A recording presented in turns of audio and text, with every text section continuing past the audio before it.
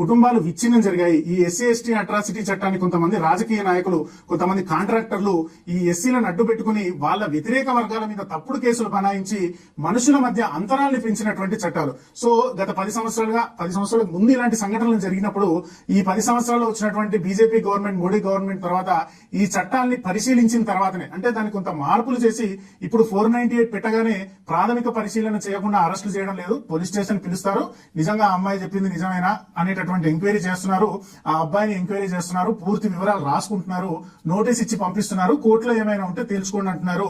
నిజంగా అబ్బాయి కనుక ఆ అమ్మాయిని కొట్టి గృహహింస చేసేది ఉంటే శిక్ష పడుతోంది. ఇదే విధంగా ఎస్సీ ఎస్టీ అట్రాసిటీ కేసులో కూడా అప్పట్లో లాగా ఎస్ఐ బుక్ చేసేది, తర్వాత సిఐ బుక్ చేసేది లేకుండా దాన్ని డిఎస్పీ స్థాయికి పెంచి దాంట్లో కూడా సాధారణమైనటువంటి తప్పు చేయనటువంటి వాళ్లకు కొంత ఉపశమనం కలిగించారు. ఇప్పుడు మనం ఈ బ్రిజ్ భూషణ్ శరణ్ సింగ్ అనేటటువంటి కేసు ఇష్యూకి వద్దాం. ఈ అమ్మాయిలు గత 45